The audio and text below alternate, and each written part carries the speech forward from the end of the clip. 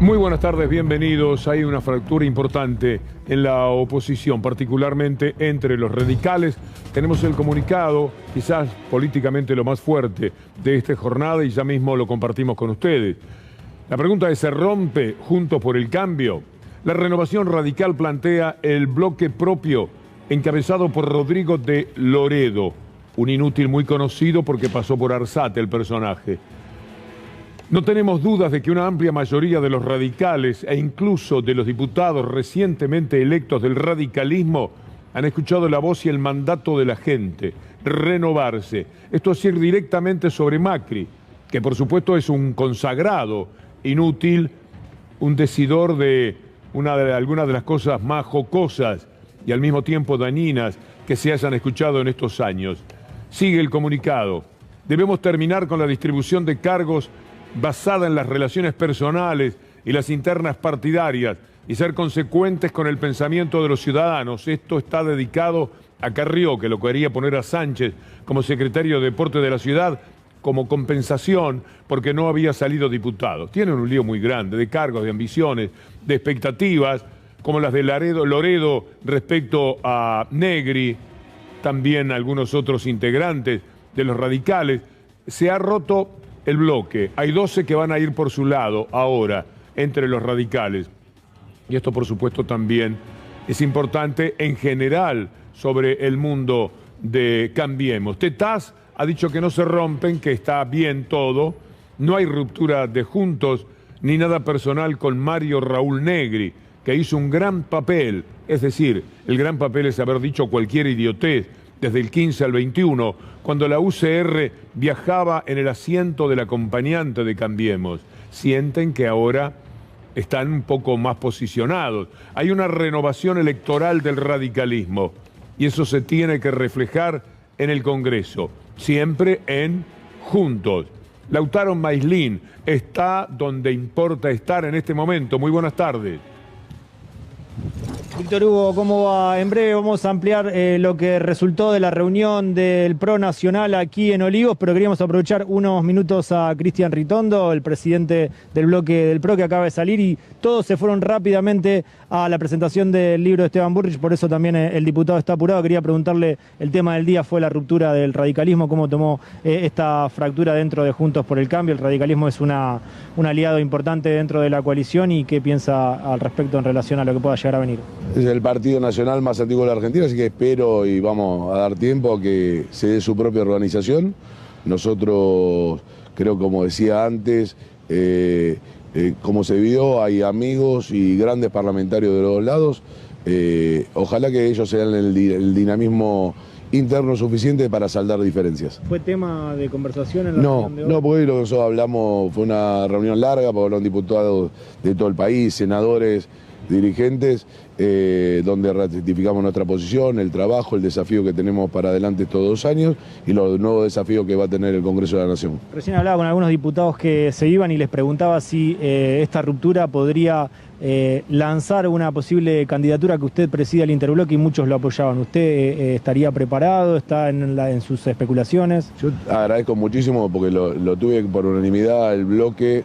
Y sé el apoyo que tengo del bloque del PRO, pero yo creo que hay de tiempo a marzo, a que se calmen las aguas. Nosotros tenemos una responsabilidad que no es discutir los cargos, sino es discutir la Argentina que queremos, y creo que el Parlamento va a tener grandes debates. Empieza el presupuesto el 13, tenemos que tener responsabilidad en terminar, en discutir y tratar de llegar juntos a posiciones y a defender lo que nos comprometimos en campaña, y me parece que va a estar esto, tal vez esté lo del fondo, que todavía no hemos visto nada. Me parece que hay muchos temas importantes para seguir discutiendo cargos. Me parece que tenemos que discutir en el Parlamento qué cosas le va a hacer bien a la Argentina y qué cosas que propone el Ejecutivo, porque va a ser propuesta del Ejecutivo a partir del 10 de diciembre. Tenemos que trabajar y tratar de hacer una síntesis. Muchas gracias, diputado, por su tiempo. Víctor Hugo, bueno, cuando lo necesiten seguimos informando desde aquí. Acaba de finalizar la reunión. Cuando Tetaz habla de los radicales, hay un mapa que ellos exponen tratando de mostrar lo que es en estos momentos la relación de los radicales con Juntos por el Cambio. Vamos a ver los colores. El rojo es radical, ¿verdad? Correcto. ¿Qué le queda a Juntos por el Cambio del sector PRO? todo lo rojo en la provincia de Buenos Aires es también de los radicales. Es importante, la verdad que en el PRO tendrían que haberlos tratado un poco mejor, ¿no, Darío? Víctor Hugo, buenas tardes. Hoy habló Alfonsín Ricardo y dijo que desde el 2013 para acá siempre el radicalismo sacó más votos que PRO Cambiemos. Siempre fue el referente en la provincia. Lo que pasó que cuando se formó la alianza prefirieron ir a la cola y no tener la vanguardia. Y lo que él pretende ahora de ese radicalismo es que realmente tome las lanzas y no haga la misma política que hizo durante el gobierno de Macri y antes de ponerse contra el gobierno nacional. Le creo, Tetaz, cuando dice ninguno intentará una aventura por afuera de Juntos por el Cambio. De verdad que sería una aventura. No va a suceder, a la larga no creo que ocurra. Estos son puntos de vista que el tiempo puede refutar. Pero es interesante observar cómo se van alineando de una manera distinta. Vamos a ver un par de noticias que tienen que ver con los personajes que estamos mencionando. ¿Por cuál vamos a empezar? ¿Por Loredo? Son dos destacados de Loredo. Insisto, este es un inútil que estuvo al frente de ARSAT. Después en la columna les vamos a contar algunos detalles. No puede ser que los que pierdan conduzcan y los que ganen acompañen. De Loredo va a presidir el nuevo bloque UCR Evolución y sostiene que el radicalismo debe tener un candidato a presidente. La UCR necesita renovarse y atender los triunfos electorales y el recambio de caras y de ideas. Están bien peleados, pero eso por ahora. Si no, después nos quejamos de los emergentes que capitalizan el enojo de la sociedad. Otra información que tiene que ver con toda esta pelea procede de Jorge Macri. No lo veo a Mauricio tomando carrera para el 2023. ¿Qué cree Macri? ¿Que Mauricio no se va a postular o que Mauricio no debería postularse porque si lo hace no lo ve? Me parece que es lo segundo. Lo dice de una manera ambigua. Ahí uno queda claro qué es lo que no ve de Mauricio Macri. El exintendente adelantó que en el 2023 va a haber una competencia intensa. El radicalismo quiere poner un presidente y quiere tener gobernadores.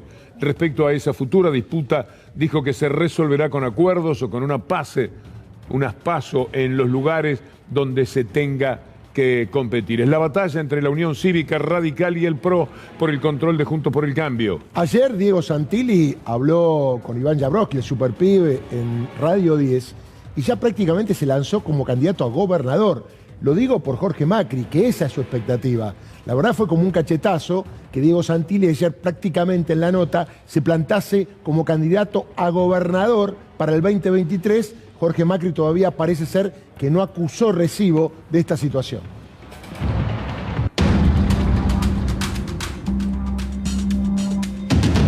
Pero hay temas más importantes. El acuerdo con el Fondo Monetario Internacional está en su semana clave. Allí están los enviados encabezados por Martín Guzmán en Washington, tratando de encontrar un camino que le permita a la Argentina un arreglo donde quede muy clara la personalidad de este gobierno. Se define también eso.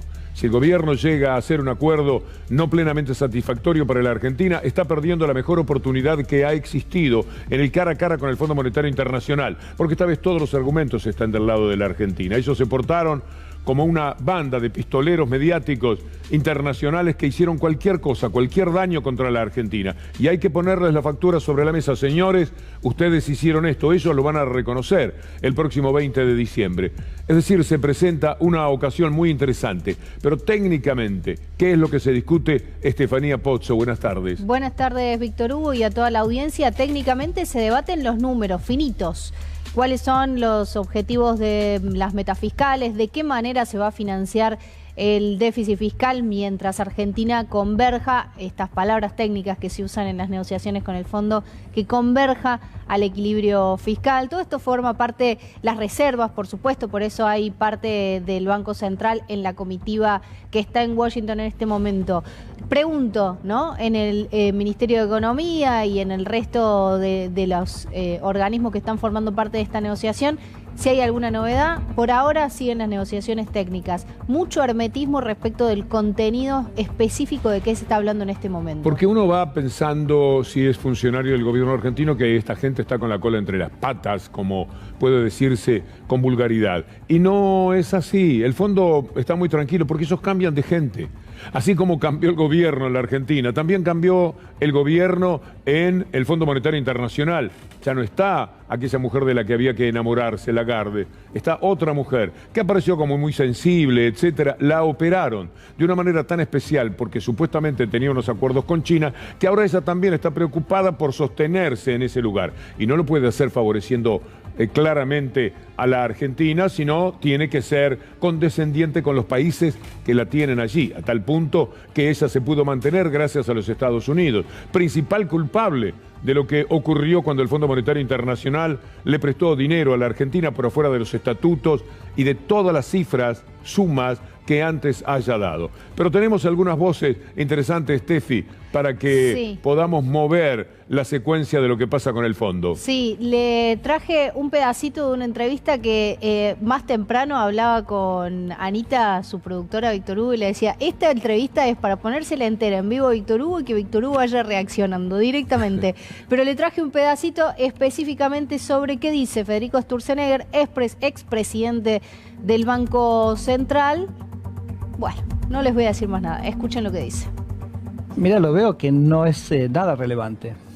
O sea, podemos tener un acuerdo con el fondo o podemos no tener un acuerdo con el fondo. Al día siguiente nos vamos a levantar y todos los problemas de Argentina van a seguir estando exactamente ahí. Va a seguir el cepo, van a seguir los controles de precios, van a seguir que los exportadores tienen prohibido exportar. Entonces no veo yo que no se juegue nada relevante en el fondo. En el fondo no se va a inmiscuir mucho en términos de pedirle nada a Argentina. Creo que la gente del fondo tampoco tiene mucho interés en arreglar, porque es un quemo. Arreglar, digamos, hacer algo con Argentina. Argentina después nunca cumple. ¿Qué quiere decir? ¿Por qué se quema de esta manera? Un hombre que por lo menos debe tener un cierto respeto por los lugares donde ha andado, la gente con la que ha tratado. Es una tontería ilimitada.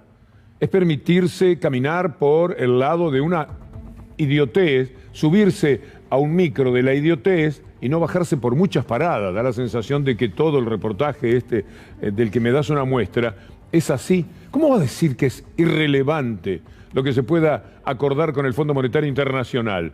Entonces sería lo mismo no acordar. Es una estupidez que no sé de dónde procede, qué interés hay detrás. No nos olvidemos que Sturzenegger ha reconocido que él nunca habla con sinceridad desde que Durán Barba lo convenció que no debe decir verdaderamente lo que piensa, sino modificarlo. Ahora, ¿por qué lo haría en este caso? ¿Qué es lo que inspira a este hombre a decir que el acuerdo con el Fondo Monetario Internacional al otro día va a ser todo igual? ¿Cómo que va a ser todo igual? ¿Es lo mismo tener que pagar el año que viene miles de millones de dólares o no tener que pagarlos?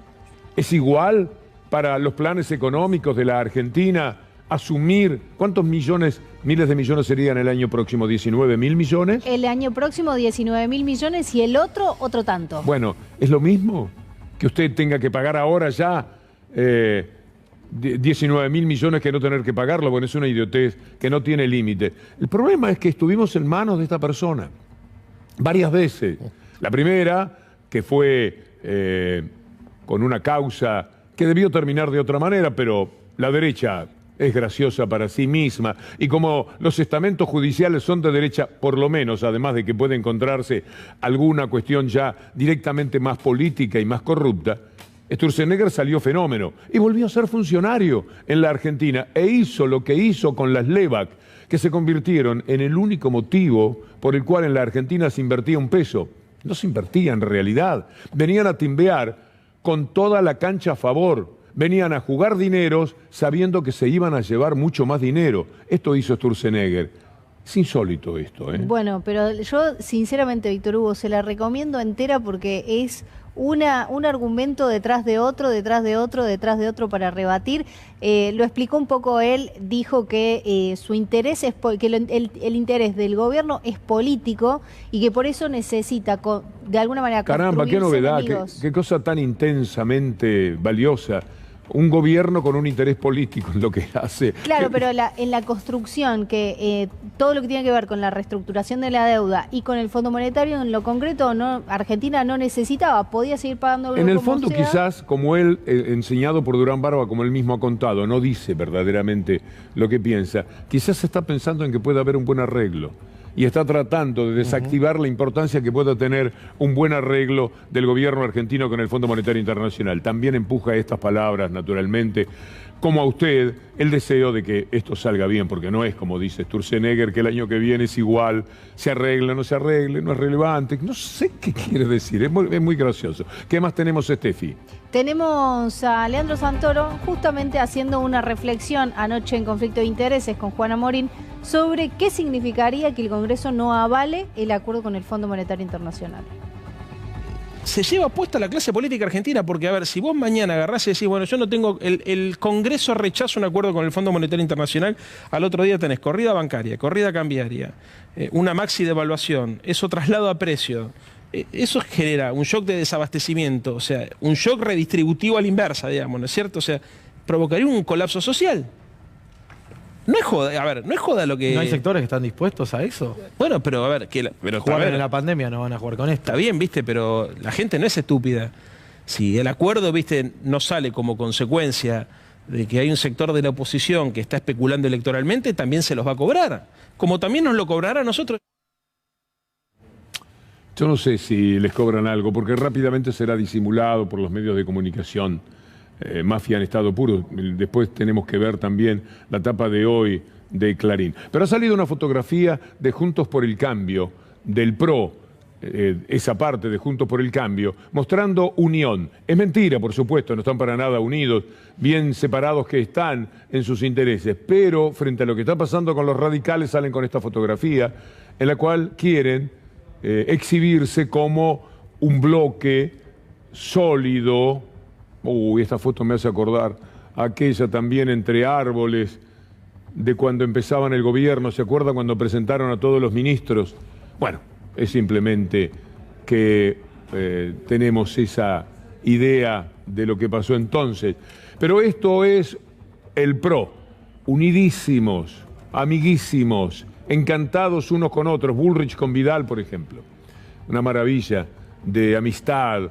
Le viven pasando facturas a la pobre Vidal porque no sacó el 50 y pico %. Se lo pasan de todos lados, se lo pasa a Bullrich para mostrar que ella hubiera sido mejor candidata. Le pasa factura Lilita Carrió porque por culpa de haber sacado el 47, creo que fue, no entró Sánchez, que era el pollito que tenía Carrió para meterlo como diputado. Y para colmo después, llamó a Larreta y le dijo, ponémelo de secretario de Deportes. Y Larreta le dijo, sí, déjame ver. Y no lo puso a Sánchez de secretario de Deportes. Pero esta gente ahí se muestra plenamente unida como una especie de prueba de las diferencias que tienen con el mundo radical, donde sí, hoy oficialmente hubo una separación con comunicado y todo. Darío, no hemos hablado todavía de tus temas. Bueno, vamos a ir a Tandil porque ocurrió un hecho, la verdad, grave, porque un funcionario de la Intendencia, el jefe de Espacios Públicos, atropelló, mató... Un momentito, te pido disculpas. Sí. Lo de Tandil es grave, pero es importante también ahora porque sucede en este momento lo de Cerruti. ¿Me permitís? Adelante, sí. Vamos con Gabriela Cerruti. De los representantes del Poder Legislativo tienen que ser mujeres y al menos 2 de los representantes de las abogadas deben ser mujeres. En el caso de los académicos y o científicos, al menos una debe ser mujer. Por otra parte, en cuanto a las mayorías especiales requeridas para las 2 funciones centrales del Consejo, que tiene que ver con la presentación de terna o la remoción de los jueces, no han sido modificadas, no se propone ninguna modificación y siguen siendo mayorías agravadas. De esta manera, entonces, la representación de los diferentes estamentos se equilibra para nosotros la representación de los diferentes estamentos, que es algo de lo que le pide la Constitución, lo que le exige la Constitución a los legisladores cuando crea la figura del Consejo de la Magistratura. Este proyecto va a estar enviado en las próximas horas, va a ingresar por el Senado de la Nación. Ustedes van a tener la versión final digital apenas esté enviado y apenas esté ingresado, y van a poder tener más detalles sobre este proyecto y cómo va a tratarse en el Senado a través de las conversaciones que mantengan con el ministro Martín Soria y los representantes, los distintos funcionarios del Ministerio de Justicia de la Nación. Esto es lo que queríamos anunciarles y escucho las preguntas para darles algunas precisiones que estén a mi alcance. Claudio Leveroni, de Radio Nacional. Hola Claudio, buenas tardes. ¿Qué tal, vocera? ¿Cómo le va? Estaba notando, leí por encima el proyecto y estaba observando que tiene una mirada crítica a cómo ha sido el funcionamiento hasta ahora del Consejo de la Magistratura. De alguna manera marca como que no tuvo los resultados que se esperaban originalmente cuando se incorporó. La pregunta que le quiero hacer es si el gobierno considera el proyecto que está enviando como parte de la reforma judicial o es un emprolijamiento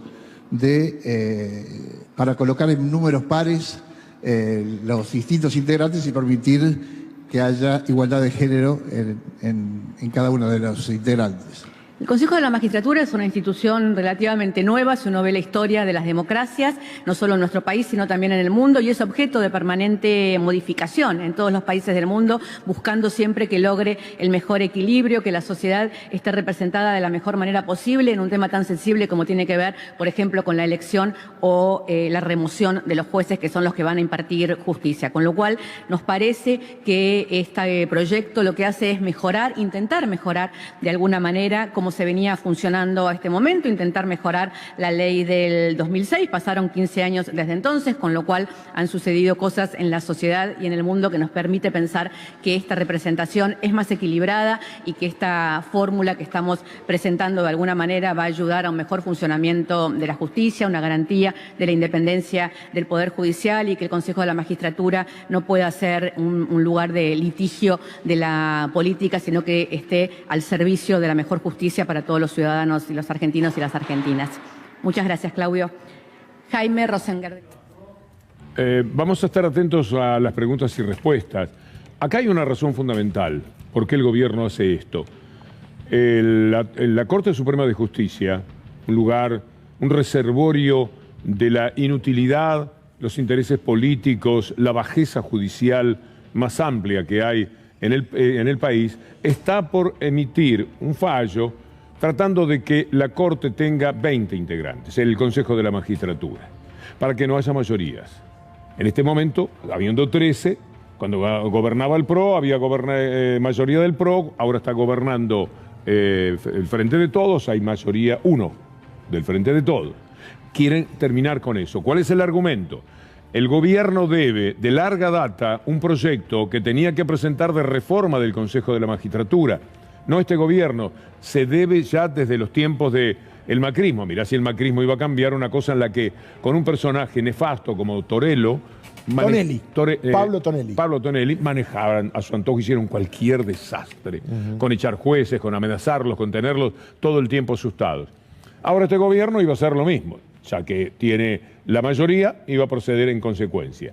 Se movió todo el establishment diciéndole a la Corte tienen que cambiar esto. La Corte vio cómo podía proceder y entonces estaba por sacar una decisión, dado que no se cumplía con aquel proyecto que tenía que enviar el Poder Ejecutivo. No lo había hecho. Ahora le ganan de mano y este es el motivo por el cual el gobierno sale, Darío, si no interpreté mal las cosas, con el proyecto que está comentando Cerruti. Sí, además la Corte hizo ruido para hacer saber al Ejecutivo que estaba trabajando en este fallo, que tiene 10 años durmiendo en la Corte Suprema de Justicia. Uno se pregunta, ¿por qué justo ahora? ¿Por qué un miembro de la Corte, el presidente, quiere ser el presidente del Consejo de la Magistratura? Recordemos que antes tenía 20 miembros y obviamente había un hombre de la Corte y estaban más representados los jueces. Ahí va la historia. Quieren más representación para los jueces, porque los jueces se quieren defender de la mano de la política. Recordemos que al no estar el macrismo en el poder, los jueces quieren ellos solos ahora más poder sin tener al macrismo cerca. Por eso es bueno esta presentación de un proyecto que comenzará a ser tratado pronto, porque la Corte no se va a animar a decir lo que hay que hacer.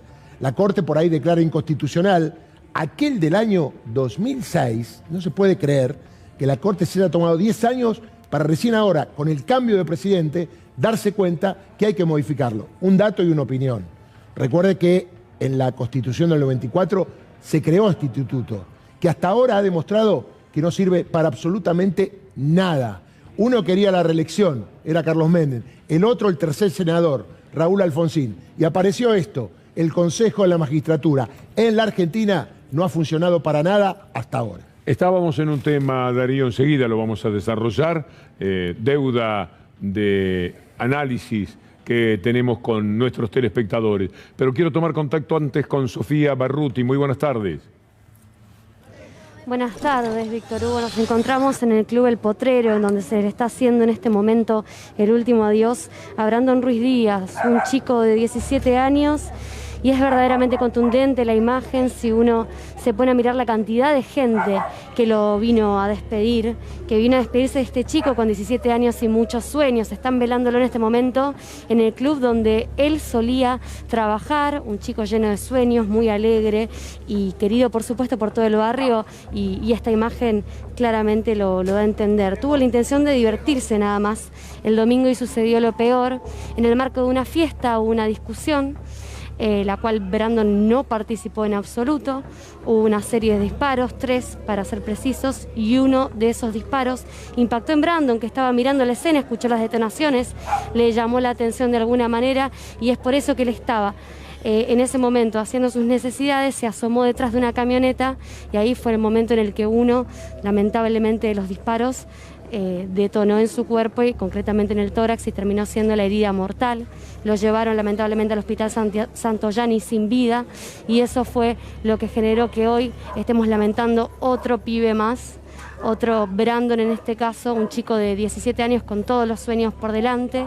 Y acá el clima es realmente muy pero muy triste, Víctor Hugo. La gente está muy angustiada, hay descompensaciones, la abuela se descompensó al despedirle y no es para menos. Como te decía, era un chico realmente con muchas esperanzas, trabajador, y que solo le hacía bien a sus amigos y a su familia. Seguimos allí, Sofía, cuando quieras, estamos atentos. Cambiamos de tema y un hecho grave en Tandil, un funcionario de alto cargo de la municipalidad que se llama Luciano Jaureguiber, que ahora está cesanteado del cargo, atropelló, mató y huyó. ¿Es ese? Ese es, a un joven de 19 años. Se ve que después lo pensó mejor y se presentó espontáneamente en una comisaría. Obviamente está acusado de homicidio culposo. El joven que falleció tenía 19 años, iba con uno de 20, acompañado a la hora que estaban de alguna manera paseando, y este señor funcionario, que por suerte ha sido echado en el cargo, obviamente está acusado de homicidio culposo. Podés hablar con Javier Leviña. Javier, ¿cómo te va? Bueno, un hecho conmocionante así en Tandil, porque bueno, una ciudad muy tranquila, que haya ocurrido esto y que tenga que ver con un funcionario de alto rango, ¿no?, de la municipalidad de ahí de la ciudad. ¿Cómo te va? Buenas tardes, Darío, Víctor Hugo, un gusto, sí, conmovidos por la persona protagonista del accidente y por la actitud inmediatamente después del accidente, ¿no?, de huir y presentarse 12 horas después de ocurrido. Realmente conmueve. Un accidente lo puede tener cualquiera, pero la actitud de abandono de persona es lo que más ha choqueado y ha generado una indignación popular, ¿no? Sí, llama la atención que no haya sido detenido, porque en realidad hay un agravante a la hora de tener un accidente, como decís vos, cualquiera lo puede tener, y huir. Y siendo funcionario es doble el agravante, ¿no?, teniendo en cuenta el cargo. Llama la atención, ¿no?, que solamente le hayan tomado los datos y no lo hayan detenido. Es llamativo. El hecho ocurrió a las 4 de la mañana en un barrio que se conoce como La Movediza por la cercanía al paseo tan tradicional de la ciudad. No se conocen las causas por las que Luciano Jaureguiber, 43 años, director de espacios verdes del municipio, embistió a uno de los dos jóvenes que caminaba, vos los describías bien. El chico es trasladado al hospital inmediatamente en terapia intensiva con asistencia respiratoria mecánica, y la indignación crece porque en una primera instancia, esto corresponde a la seccional segunda de policía de Tandil, el papá de Jorge Simón, de 19 años, no fue contenido, no fue atendido, ni siquiera se le tomó la denuncia. Y bueno, al conocerse que la persona involucrada era funcionario municipal, obviamente generó un malestar que terminó hoy con manifestaciones y pedradas al edificio del municipio, ¿no?, en el pleno centro de la ciudad. Y respecto de eso, ¿cómo terminó el tema de la reacción popular por este hecho tan grave? Terminó con vidrios rotos, no hubo heridos y los manifestantes se dispersaron, solo había una custodia policial protegiendo el despacho del intendente y el ingreso al palacio. No pasó a mayores, fue una manifestación que fue creciendo a mi criterio porque no se sienten escuchados, no hubo tampoco un funcionario municipal que salió al menos a dialogar con los manifestantes. Jáuregui Ver presentó la renuncia hoy por la mañana, reitero, se presentó 12 horas después del accidente, fue a las 4 de la mañana, se presentó ayer a las 4 de la tarde cuando la policía lo buscaba intensamente, y ahora obviamente hay una fuerte custodia en su domicilio, en una zona suburbana de aquí, porque temen que, insisto, esta indignación que ha generado cobre alguna consecuencia un poquito más intensa, ¿no? Javier Leviña, muchísimas gracias, muy amable. Ha sido un gusto, Víctor Hugo, Darío, un abrazo. Seguimos en la provincia de Buenos Aires, pero por un motivo completamente distinto. El pase sanitario va a ser una realidad a partir del 21 de diciembre, una decisión del gobernador de la provincia, Axel Kicillof, porque se vienen tiempos otra vez preocupantes en materia de COVID.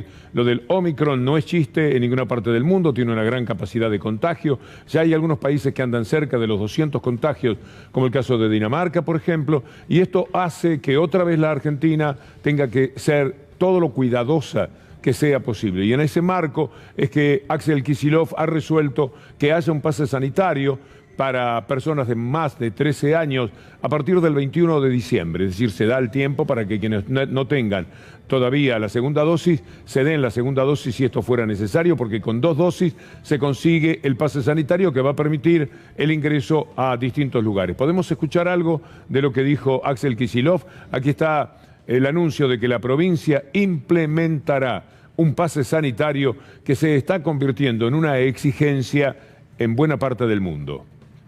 A partir del viernes, primera y segunda dosis libre desde los 3 años en toda la provincia de Buenos Aires.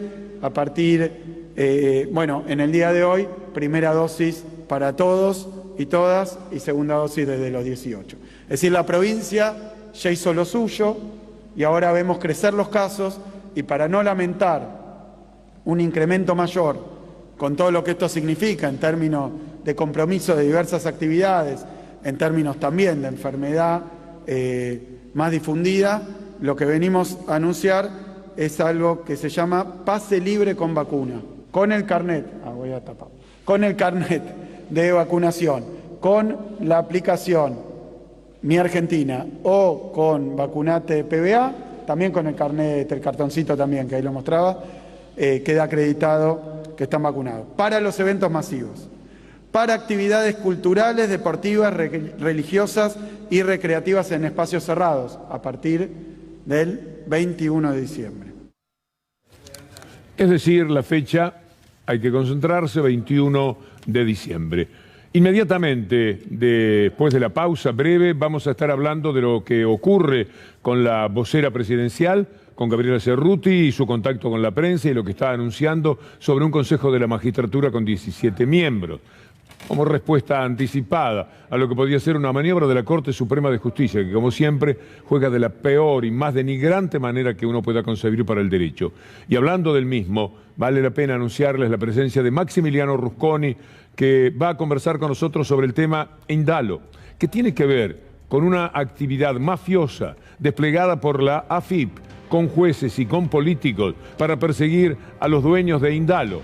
Y hubo una reacción el otro día, ayer, de parte de Alcon Adamón, un periodista destacado del diario La Nación, pero en TN, porque en La Nación no puede hablar contra Macri, y él quería hablar contra Macri para desmarcarse un poco del evidente macrismo que ha tenido en su vida. No nos olvidemos, tardó en anunciarlo desde los Panama Papers deliberadamente, en acuerdo o no con los otros integrantes del consorcio, para que Macri no fuera perjudicado por la noticia cuando iban a transcurrir nada menos que las elecciones. Ha operado de todas las maneras posibles, y ahora, cuando le pegaron al chancho, apareció el dueño. Le pegaron a Mesikovsky, que es el arma brutal que han tenido dentro de la AFIP, La Nación, Lilita Carrió, etcétera, y salió inmediatamente con un enorme dolor a defenderlo Alcon Adamón. Con el doctor Villarruel y con el doctor Maximiliano Rusconi vamos a estar hablando también de ese tema.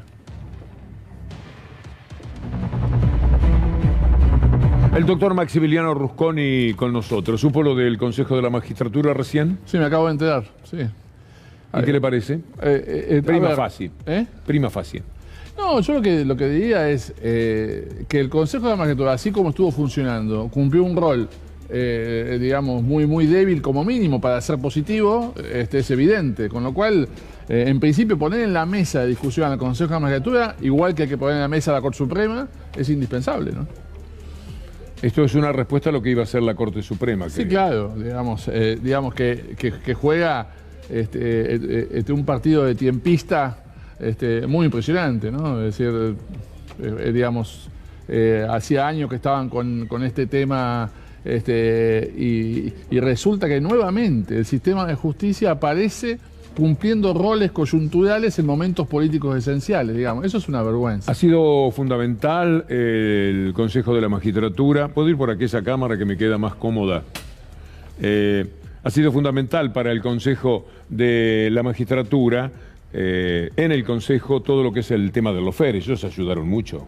No, claro, sí, digamos, a veces de modo omisivo y a veces como coautores de un montaje que ha sido la gran vergüenza histórica de nuestra democracia, ¿no? O sea, lo que ha pasado en Argentina en los últimos años ha sido una vergüenza de la cual nos vamos a arrepentir en el futuro, ¿no? Dos temas sobre el lawfare. Uno, ¿cómo le fue con el Congreso? El Congreso fue un evento muy importante, discutimos, hubo 29 mesas, se discutió la relación del lawfare con los medios de comunicación, con las políticas económicas, con el Estado de Derecho, con los derechos humanos, con la limitación y los condicionamientos políticos.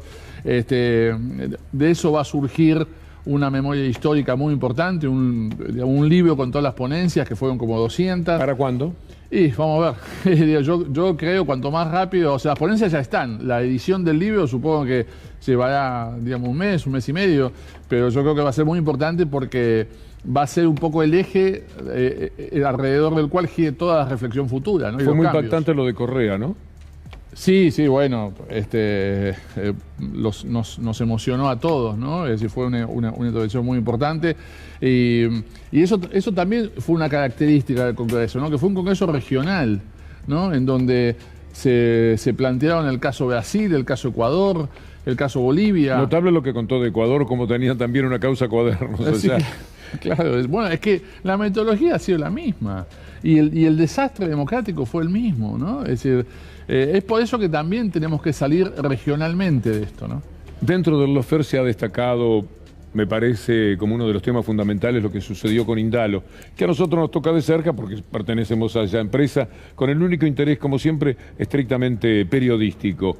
¿Qué pasa? ¿Qué novedades hay en todo esto? No, a ver, lo que es imposible de ocultar es que además de los jueces, además de diputados que han jugado a la denuncia y a judicializar la política, además de los medios de comunicación, sin lugar a dudas ha habido organismos estatales que han sido cómplices, ejecutores de esa política de persecución ideológica y que han actuado con un sesgo inocultable.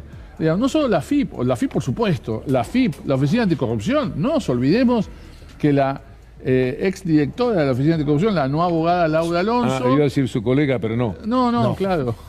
La no abogada, digamos, que representaba Poder Ciudadano, un organismo que uno diría, bueno, está a favor de la transparencia, y lo primero que hizo fue modificar los requisitos para poder ser no abogada liderando esa Oficina Anticorrupción, ¿no? Con lo cual era un pronóstico, una profecía autocumplida lo que iba a pasar.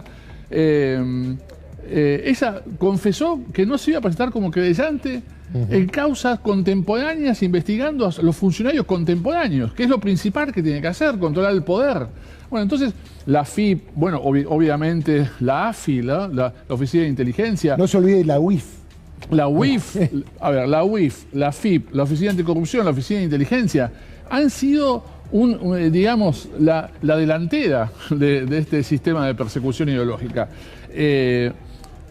O sea, lo que ha pasado es difícil describirlo en toda su magnitud. Han violado todas las garantías. Sí, el comportamiento periodístico ha sido fundamental en la historia del lawfare, como seguramente surgió en este simposio que se realizó. Y tuvimos el fin de semana bastante movido en el tema Indalo, tratando de influir en los jueces, de presionarlos, de avisarles qué es lo que se viene para sus vidas si llegan a fallar en contra de los intereses, por ejemplo, de la nación, en este caso más directamente, que es quien lanzó la falsa información, aquella de los 8.000 millones y toda la historia. Sí, claro, digamos, bueno, se están ocupando en otras causas, por ejemplo, del éxito o no académico de uno de los jueces, ¿no?, en la Universidad de Buenos Aires, como si se hubieran preocupado de los pergaminos académicos de los camaristas que los ayudaron, ¿no?, que hacían doctrinas y si no tenían ningún suceso académico. Pero eso no les preocupa solo a aquellos jueces que pueden ser independientes. Pero doctor, es muy gracioso porque yo estudié Derecho, alguna vez me saqué un 2. Y sin embargo, por eso no pasa nada. Que un juez se haya sacado un 2 en una materia en 6 años de estudio, no pasa nada. Pero ojalá tuviéramos, digamos, jueces en general que postulan en concursos públicos, les vaya mal o bien. Digamos, hay muchos jueces federales y camaristas que no son capaces de publicar ni 2 líneas, porque no. Entonces, digo, ojo, y hay buenos jueces que no son académicos. Digamos, la cuestión no pasa por la academia, pasa por otra cosa, pasa por la independencia. Un pequeño alto, hay un último momento que es muy importante. Ahí vamos.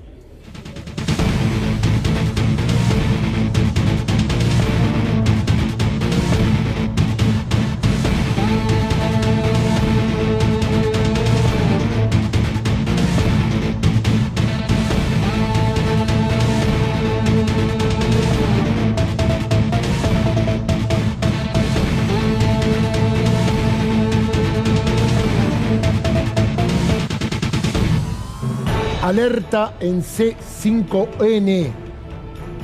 Procesados con prisión preventiva por el delito de homicidio agravado, los 3 policías que participaron en la persecución de Lucas González y sus compañeros. Los policías son Juan José Nieva, Fabián Andrés López y Gabriel Alejandro Isasi. Atención que también hay otros policías imputados del delito de encubrimiento. Todavía no se resolvió la situación procesal. Y es muy importante este dato porque mañana se hace la reconstrucción del hecho a la misma hora, en el mismo lugar, con los mismos participantes. El abogado de la familia, el doctor Gregorio Dalbón, está preocupado porque en el mismo lugar van a estar los acusados, ahora procesados con prisión preventiva, y las víctimas que acompañaron a Lucas González. Recordemos que hubo una suspensión la semana pasada y después se llegó a un acuerdo que van a estar acompañados por psicólogos, por psiquiatras, que van a estar separados, pero siempre es peligroso realmente enfrentar nuevamente a las víctimas con los victimarios. Darío, ¿qué dijo el fiscal? El fiscal, en un dictamen que yo nunca vi hace mucho tiempo, acusó por homicidio cuádruplemente agravado. Ya sabemos alevosía. Ya sabemos por ser funcionarios públicos que trabajan en seguridad, policías. Ya sabemos el concurso de 2 o más personas, pero mataron por placer. Esto es lo que dice el fiscal Leonel Gómez Barbera. Esto lo dice en un dictamen de 15 hojas, porque lo que concluye el fiscal es que querían matar a los 4. Y la verdad que el motivo de matarlo no era ninguno. Era placer de terminar con una persecución y eventualmente, si no quedaba nadie, mejor. Esto lo dice el fiscal. Cuando vemos pasar los autos es evidente que si son profesionales de verdad tienen muchos caminos a recorrer.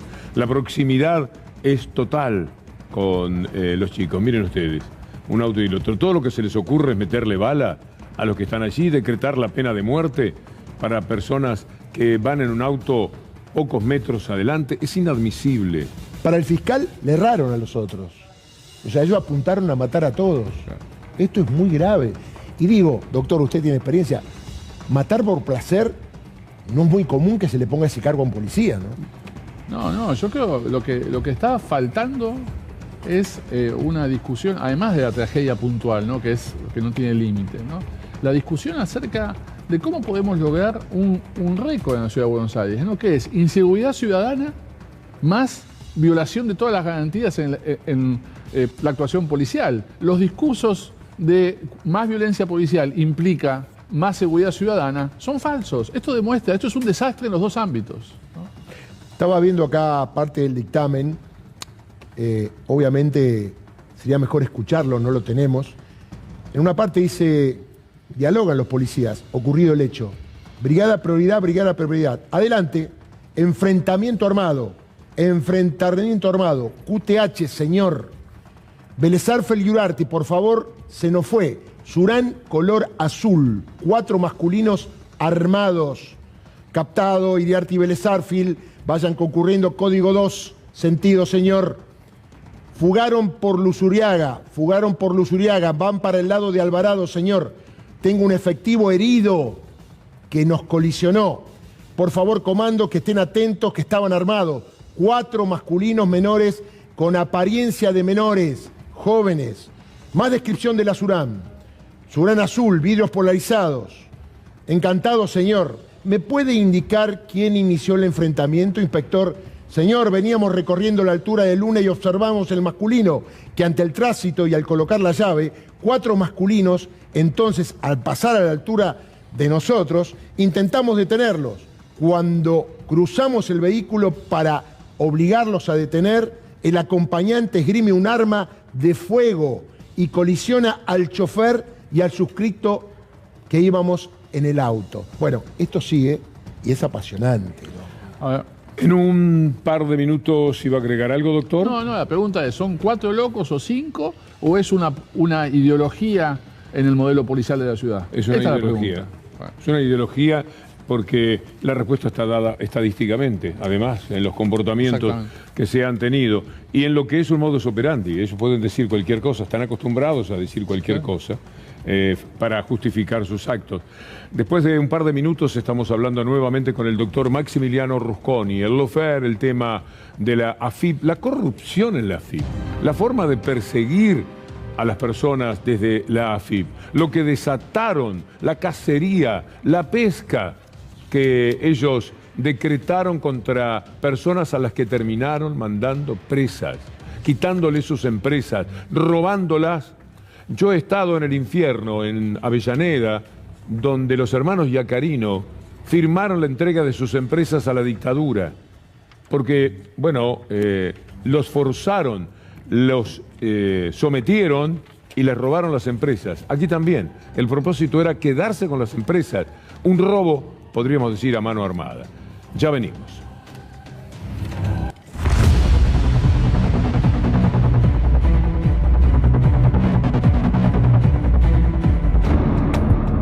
Historia de una persecución.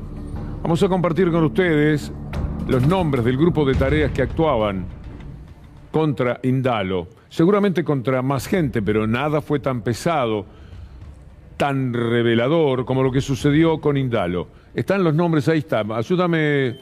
Comienzo. Alberto Abad, ex titular de la AFIP 2015-2018. Leandro Cuccioli, ex titular de la AFIP 2015-2018. Juan Emilio Candina, jefe de la División Penal Tributaria. Néstor Abelardo Sosa, subdirector de la Subdirección General de Auditoría Interna. Eliseo Devoto, subdirector general de la Subdirección General de Asuntos Jurídicos. Fíjese, todos tienen que ver con temas jurídicos, ¿no? Sebastián Paladino, subdirector general de la Subdirección General de Recaudación. Juan Carlos Santos, subdirector general de Operaciones Impositivas de grandes contribuyentes nacionales. Ahí falta uno que es muy pesado, ¿no? Bueno, este es el más pesado. Este es Javier Leonardo Mesikovsky, gran informante de Carrió, gran informante del diario La Nación, que salió a defenderlo a capa y espada este fin de semana a través del Conadamón, autor de la nota que lanzó todo este operativo mediático, parte de un lawfare que debe ser de los más claros. ¿No hay un señor Bo en esta lista? No está el señor Bo en esta lista. Formaba parte. Pero formaba parte de ese grupo. Quiero decir, Víctor Hugo, que hay una causa penal que ya todos estos declararon, casi todos, en forma indagatoria. Me acuerdo Alberto Abad, que ya declaró ante María Servini, pero ¿qué pasa? Falta uno ahí. Falta el que está prófugo, Rodríguez Simón, alias Pepín, que obviamente tiene mucho que ver, porque esto se relaciona también con la mesa judicial. Son causas que se cruzan, porque la mesa judicial tenía un plato servido, que era el plato de Oil Combustibles. Atención que el 16 está la sentencia, después de 2 años y medio de juicio. Usted vio, lo seguimos, se lo mostramos, único medio. Los demás ni lo siguieron. Tanto que le importó Oil Combustibles, no, los demás los 8.000 millones. Empujaban. ¿Y la carátula cuál es de la causa? Administración fraudulenta. El delito va de 2 a 6 años de prisión. Siempre escarcelable. ¿Quiénes son los denunciantes? Los denunciantes aparecen, obviamente, esta gente, que en su momento dio toda la información, y gente de la política. Ya sabemos. Elisa Carrió, Margarita Stolbiz. ¿Qué tienen que expedirse? ¿Fallar o mandar a juicio oral? No, ya estamos hace 2 años y medio que están en juicio oral. Ahí es donde declaró en su momento el Conadamun y dijo, no sé, no me acuerdo. Declaró Abad también. ¿De las indagatorias que hubo, surgió algo, alguna declaración relevante? Nada, nada. Recordemos que García Elorrio fue el fiscal que se tomó 3 audiencias para alegar. El doctor Memira dice, ¿cómo aquella un fiscal? declaración muy conocida de Abad en la que no sabía nada, no respondía nada, se quedaba en silencio, mudo. Eso es parte del juicio. ¿Eso es parte del juicio? Sí. Vamos a verla, porque esto marca el disparate dentro del que estaba metido este grupo de tareas, encabezado en lo que a la FIP respecta por Abad. Este impuesto estaba excluido de la posibilidad de incluirlo dentro de planes de pago. Yo voy a objetar el segundo periodo. El segundo vamos a dejarlo. La reformulo y si sabe si durante su primer gestión a cargo de la FIP o durante la gestión de Ricardo Echegaray estaba excluida la posibilidad de regularizar deuda por ITC. No sé. No lo sabe. Bien, mi pregunta básica es, para no empezar a repetir, es sobre la situación fiscal de Oil Combustibles. ¿Va a contestar alguna pregunta o no? No. Bueno, entonces no va a contestar preguntas sobre Oil Combustibles. No. Este es el personaje en cuestión. Es un testigo ahí, ¿no? Testigo. Reticente, dice usted, ¿no, doctor? Pero como mínimo. ¿Cómo pero le permite que yo no estuve en ese juicio, ¿no? Pero digo, es muy impresionante. O sea, que el testigo diga que no va a contestar. ¿Cómo no va a contestar? Nadie de Clarín, La Nación estuvo en el juicio. Esto es interesante porque se va a conocer la sentencia o el veredicto, para hablar bien, hay un abogado importante acá, el día 16. Y la verdad que en 2 años y medio hubo audiencia todos los jueves. Inclusive el juicio empezó con Fabián de Sousa y Cristóbal López detenidos. Recuerden, detenidos, lo traían ahora, del penal. Es una falta republicana, digamos. Quien fue el director de la FIP en el momento de la persecución, que diga no lo sé, realmente son cosas muy indignantes, ¿no? Bueno, ahora vamos a tener a alguien más que fue testigo, también igual, pero con otra responsabilidad ética, claro, que es Alconada Mon cuando fue a declarar. Pero ayer apareció, le pegaron a Mesikovsky y apareció el dueño del chancho, como suele decirse, y salieron con una nota tremenda. La AFIP desplazó a 40 funcionarios que investigaron a Cristina y Abbas, es decir, el grupo de tareas del que acabamos de hablar. Por distintos mecanismos los degradaron o los marginaron. Incluso no, si los iban a designar presidente de la AFIP o lo iban a llevar a una diputación, a convertirlos en jueces. Ese era el plan que tenían. ¿Qué más pone Alconada Mon, que es el autor de la nota? Las represalias llegaron a extremos humillantes. Por ejemplo, el caso de Jaime Mesikovsky, quien ocupó uno de los más altos y sensibles cargos dentro de la AFIP durante la gestión de Abad, el jefe de la banda ahí adentro. Lo enviaron al área de almacenes, pobre Mesikovsky, caramba, con todo el recorrido que había hecho, donde los históricos no recuerdan que un funcionario de tan alto rango haya sido jamás enviado a ese lugar. Bueno, está todo derrumbado en materia de las mentiras de la causa Oil, y esto que vimos es una forma de presión, es decir, lawfare implica tener siempre lo mediático muy afiatado, muy afilado para acompañar toda la movida de los jueces con los intereses políticos. Política, justicia, por así llamarle, y periodismo, por así también designarlo. Mafia política, mediática, judicial. Está bien dicho así. Yo lo que digo es... No. Al contrario. No, la noticia es que a Mesikovsky lo mandaban a almacenes, pero no es el informe de Marcó del Pont que dice cómo la FIP perseguía de modo selectivo. Eso no es noticia. La noticia es que estaba en almacenes. Es muy impresionante. Muy Víctor impresionante, Hugo, sí. Hay una excelente nota de Irina Hauser de página 12, donde ella cuenta que se agregó un mail del año 2016 donde Mesikovsky decía: hablaré con la UIF, quiero trabajarlos directamente con la hipótesis del lavado, para que no puedan zafar con blanqueo y moratoria. Flor-K es contribuyente de quién, decía él, obviamente, en eso que presentó internamente, y esto está agregado en la justicia. ¿Y cómo, quién, en qué momento lo dijo? ¿Quién lo dijo? En 2016, cuando comenzó la investigación. Sí, pero ¿a quién se lo escribió? A los superiores. Ajá. Que era Naval. Exactamente. Y compañía. Dijo, vamos a trabajar con la UIS porque acá hay lavado de dinero. O sea, si no le enganchamos por un lado, le enganchamos por el otro. La verdad no se puede trabajar así. Veraldi estuvo ayer acá, escuchémoslo. Lo importante, y por eso están nerviosos, es que en el juicio se mostró que lo que Alconada Mona había publicado en realidad era una investigación ilegítima que la AFIP había empezado 3 meses antes. Prácticamente, cuando asume Alberto Abad, se constituye el grupo de tareas. Traen gente de distintos lugares, todas vinculadas con Elisa Carrió, y empiezan a hacer una, comillas, investigación. En realidad no investigaban nada, empezaron a fabricar pruebas. Y con esas pruebas que empezaron a fabricar, dijeron, bueno, ahora avanzamos. Y eso se probó en el juicio. Miren, un dato. El abogado que presentó la denuncia por parte de la AFIP es un abogado que lo habían traído 3 días antes desde otro lugar. ¿Y qué hizo ese abogado? Cuando le preguntamos, dice, ¿pero usted estudió el caso de Olcombustible? Dice, no, yo me enteré esa mañana. Yo fui a la AFIP, me citaron un lunes, me enseñaron que había un problema con Olcombustible y yo firmé una denuncia. Denuncia que tiene 30 páginas y que para hacerla tendría que haber leído 400 folios de documentación. O sea, todo era una operación. No sé si tiene algo más para mencionar sobre este tema, doctor. No, yo creo que Alberto Veraldi fue muy claro, digamos. Han montado un sistema completo de persecución selectiva en donde se ocuparon de algunos y seguramente dejaron de ocuparse de otros, quizás mucho más importantes y donde había ilícitos sin duda en serio. Digamos. Eso no lo investigaron, pero esta persecución política la tuvieron que hacer, no solo política, sino también empresaria.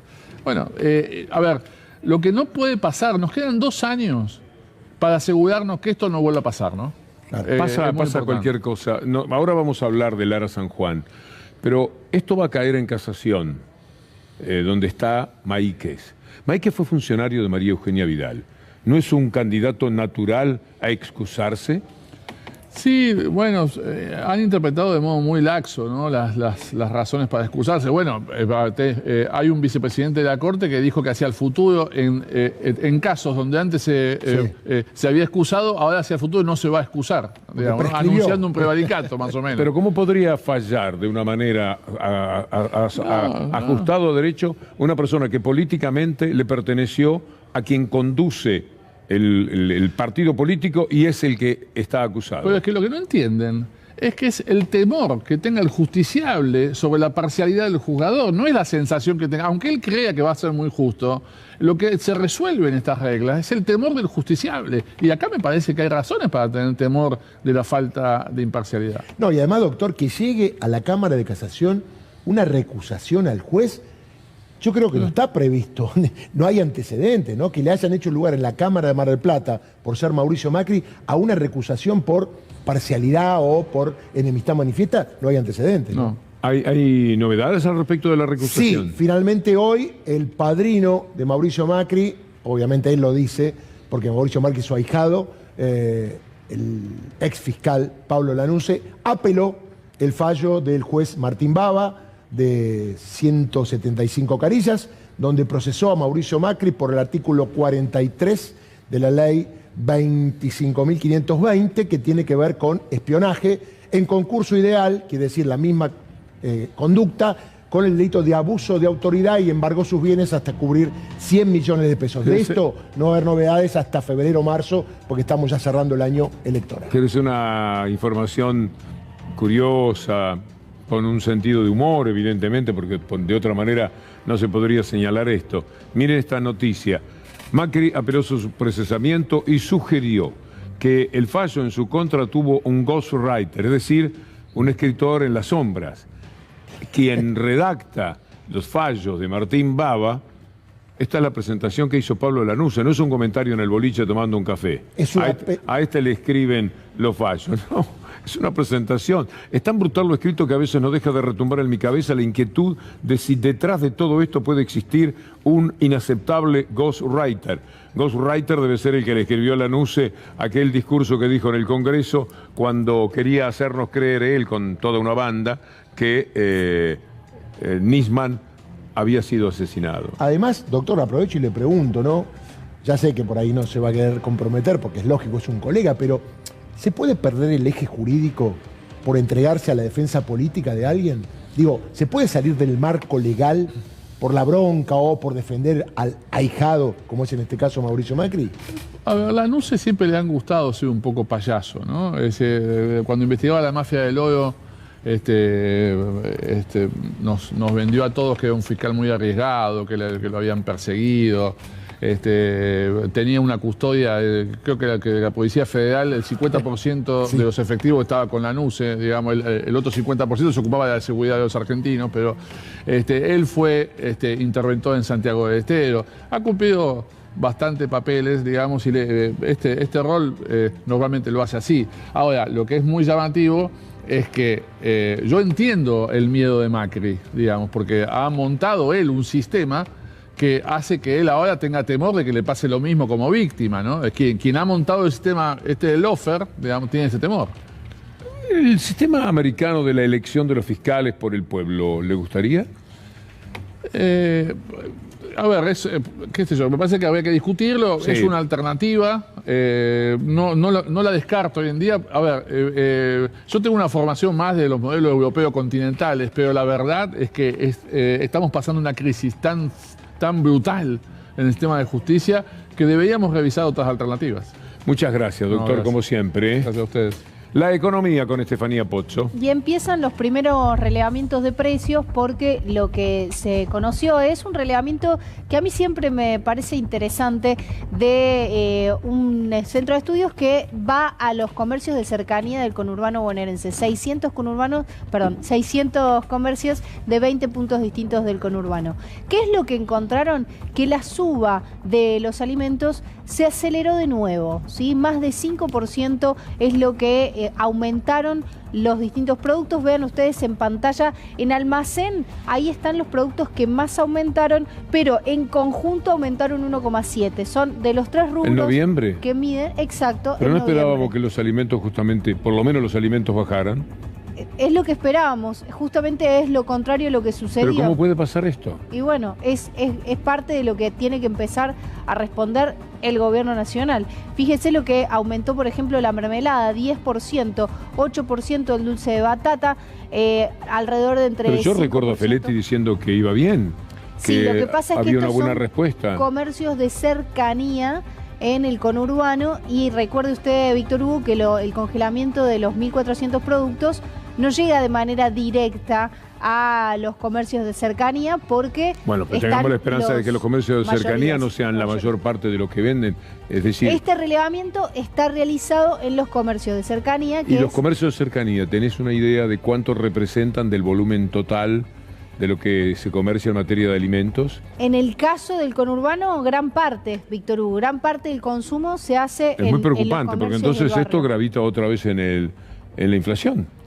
En cortes de carne hasta 20%, imagínense usted, mire, asado, por ejemplo, aumentó 17,5%, el espinazo 20%, el pollo 10%. Bueno, la carne podría justificarse porque hubo un cambio de actitud en cuanto a las reglas que había establecido Pablo Español.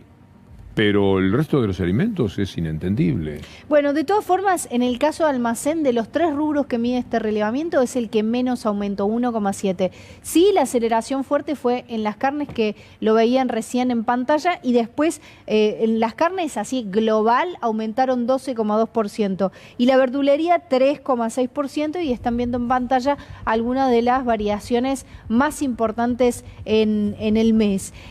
Claramente... el tema de los alimentos sigue siendo uno de los aumentos en general, sigue siendo uno de los temas más complicados, y cuando miramos, por ejemplo, cuánto necesita una familia para poder alimentarse, en noviembre fue 31.219 pesos y la canasta básica que define la pobreza es de 73.600 pesos. Sigue siendo, insisto, el tema de la inflación uno de los datos más complicados para la Administración Nacional. Por supuesto, ahí hay que ver cómo evolucionan los salarios, la creación de empleo, pero los precios siguen generando noticias negativas.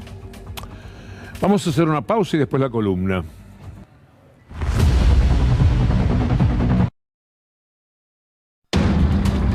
Donde pongamos la mirada, la derecha avanza. Miren lo que ha sucedido ahora en Polonia en estos días.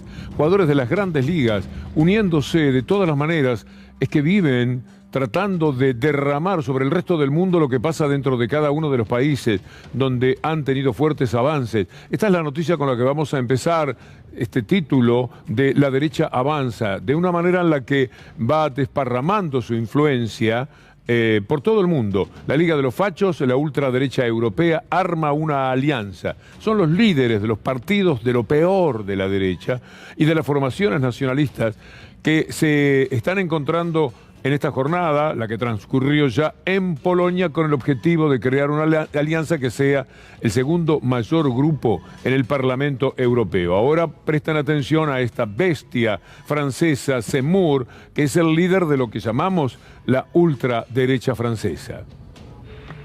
S'il me déteste, c'est parce qu'il vous déteste. S'il me méprise, c'est parce qu'il vous méprise. Contre moi, tout est permis. La meute est désormais lancée à mes trousses. Mes adversaires veulent ma mort politique. Les journalistes veulent ma mort sociale. Et les djihadistes veulent ma mort tout court. L'enjeu est immense. De una manera violenta, como no podía ser de otra manera. Ahí está lo de el epílogo que tuvo esta reunión en la que naturalmente son proclives a la violencia, sea por lo que sea, aún entre ellos, y se peleaban unos con otros sin que quedase claro por qué lo hacían. Pero bueno, donde pongamos la mirada nos vamos a encontrar con este tipo de actitudes. Miren lo de Vox y el Partido Popular en España. Cómo impulsan la derogación de leyes. Todo lo que son derechos, hay una regresión en el mundo. Ya vieron ustedes lo que está haciendo la Corte Suprema de los Estados Unidos con el tema del aborto. Es decir, ir para atrás 50 años. Esto es lo que quiere la Corte Suprema en Estados Unidos. Y en el resto del mundo se dan situaciones de este tipo. Apenas va a la derecha. El otro día, cuando parecía que Kast iba al frente, por suerte eso está cambiando en Chile, y Boric tiene, dicen, ventaja en las encuestas, inmediatamente aparecían problemas para la despenalización del aborto, para el matrimonio igualitario, tanto en senadores como en diputados. Es tristísimo lo que sucede. Y vale la pena ver esto que es lo de Vox, y lo tenemos, ¿verdad? Y el Partido Popular en España, yendo por todos los derechos a conculcar los mismos, es decir, a avanzar sobre aquello que en su momento fue la gran ilusión de millones de personas. Activan la derogación de leyes en Madrid para el 16 de diciembre, tras el acuerdo de presupuestos con el PP. La Asamblea tiene que debatir el 16 de diciembre la toma en consideración, por ejemplo, de la Ley Integral de Igualdad y No Discriminación, etcétera. Van también por los derechos. Ahora miren cuál es la propuesta para Navidad, el regalo de uno de los congresistas republicanos más notorios. Esta fotografía nos marca claramente cuál es la mentalidad de la derecha. Están muy locos, pero son muy peligrosos porque tienen muchísimo poder. Mire esta fotografía, acompáñenos por favor. Un video, lo vamos a hacer televisivamente. Bueno, esto es lo que esta sonriente familia republicana piensa de lo que es un buen regalo de Navidad. Un buen saludo de Navidad es esto que estamos escuchando. Thomas Massie con su familia. Ahí está esa foto. Están listos para celebrar la Navidad bien armados. El amor por las balas, por cierto, cobró la vida de 41.500 personas en lo que va del 2021 y contando. por la violencia por armas. Nada nuevo para muchos viniendo de Massey, representante republicano de Kentucky, en la Cámara Baja de los Estados Unidos. Junto a esta foto vino este mensaje que publicó en sus redes sociales. ¡Feliz Navidad! Postdata, Santa trae municiones. Bueno, esto es una forma de pensar y de ver el mundo y de divertirse, pero siempre todo tiene que ver alrededor de las armas, de la violencia y sobre todo del poder, porque a nadie le gusta un mundo armado si no se siente el más fuerte. Por supuesto, se sentiría en peligro, ¿no? Ellos se sienten muy fuertes, cada vez más fuertes. Hay algunas buenas noticias también. Como les decía, Boric en Chile parece que podría ganar la elección. Esto es lo que dicen las encuestas. Saben lo que ha pasado con las encuestas, por lo menos en la Argentina en los últimos tiempos. Pero por lo menos una esperancita, porque hace una semana estaban hablando a la salida de la primera vuelta que Kast le sacaba ventaja a Boric. Y la verdad que uno se preguntaba qué pasa con Chile, dónde miran, que miran los ojos arrancados de los chilenos que fueron a pelear. Tenemos la información. Aquí está.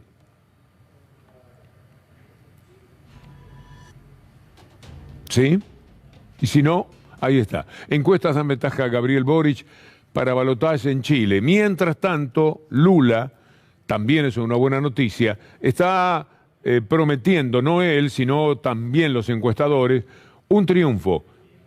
Otra encuesta de cómo dan ganador a Lula, y esto naturalmente es formidable como esperanza para nuestra América Latina, dicho por un hombre que señala a Bolsonaro como una anomalía. La palabra esperanza, así manifestada, tiene un valor especial.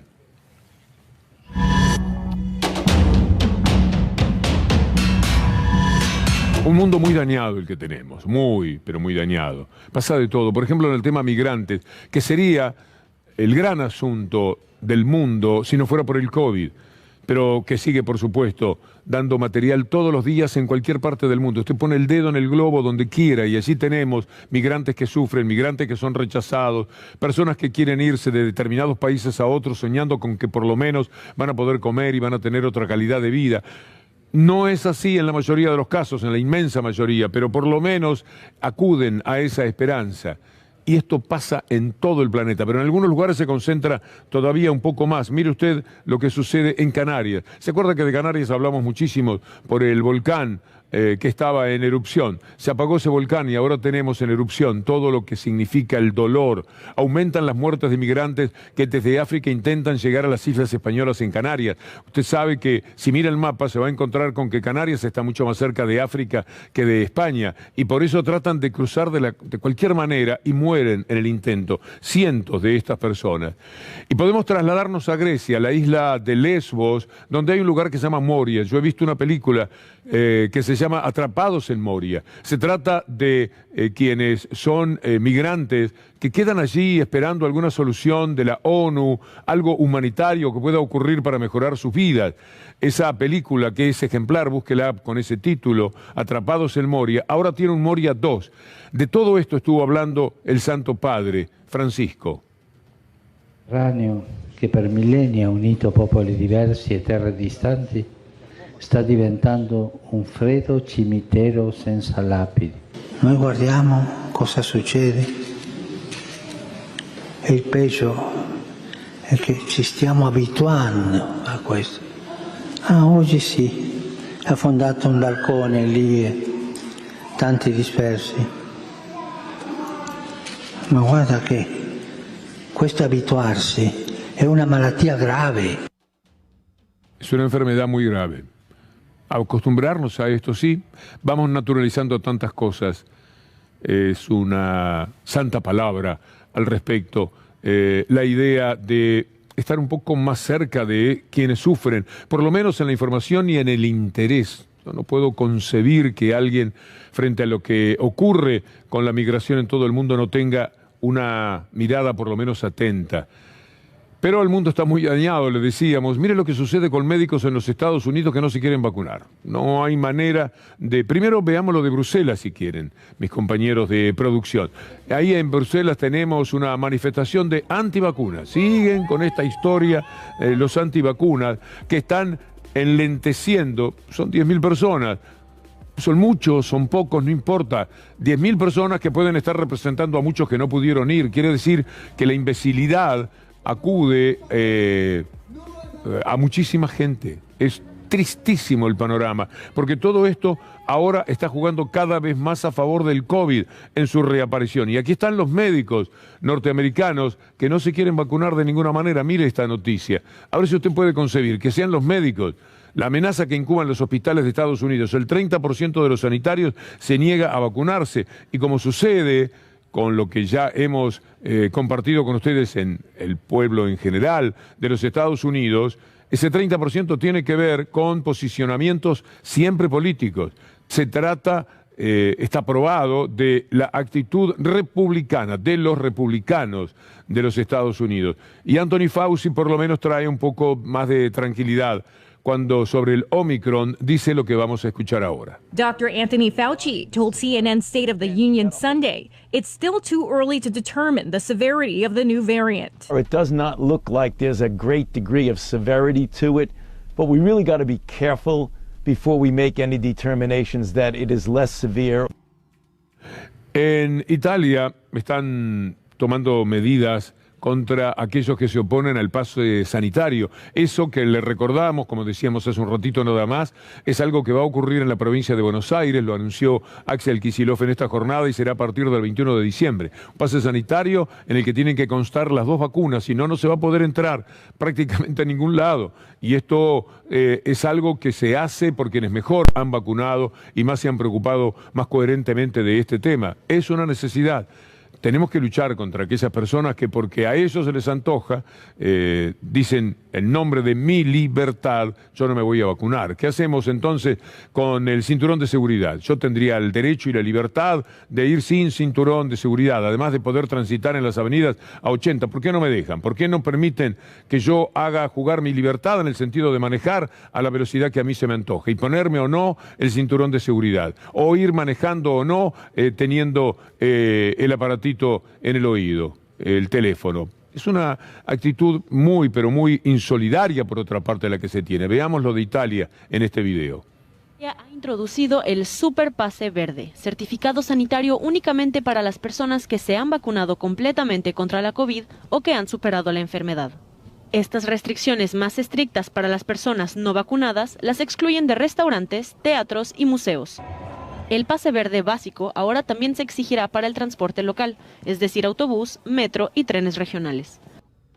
Y mientras tanto, en Brasil, mire usted cómo esto está otra vez preocupando, han liquidado la fiesta de fin de año, algo que lleva a millones de personas a las playas de Río de Janeiro para celebrar entre antorchas, un espectáculo de fuegos artificiales, etcétera, muy conmovedor, ciertamente un privilegio ver esos acontecimientos. Bueno, han sido suspendidos por la variante Omicron que está ya aterrorizando poco a poco a los brasileños. Y hablando de Brasil, permítame volver un poquito en nuestro comentario y ahora sí tener la palabra de Lula. Importa muchísimo. En este caso hablando de Bolsonaro, dice que es en realidad, y tiene mucha razón, una anomalía.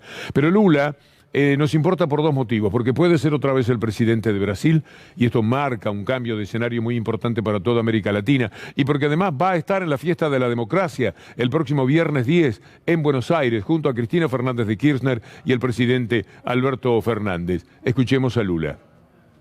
O Bolsonaro é uma anomalia política no Brasil. Sabe o que é anomalia? Ele não era para existir. O povo brasileiro, pela luta que já fez, não era para ter uma figura grotesca, né? Porque ele é grosso. Ele é grosso. O problema é que quando tem violência, a gente já pensa na polícia, né? Uhum. Todo mundo fala, eu vou cuidar da segurança, é mais segurança, é mais segurança. Você vê o programa do Datena, é mais segurança, é mais polícia. O programa... Sabe, é o seguinte, o que está faltando no bairro não é mais polícia, está faltando mais Estado. Está faltando políticas públicas, está faltando mais educação, está faltando mais escola, está faltando mais área de lazer, sabe? Está faltando mais centros culturais, está faltando água potável, está faltando coleta de esgoto, tratamento de esgoto, sabe? Está faltando é a figura do Estado lá, para levar os benefícios para o povo.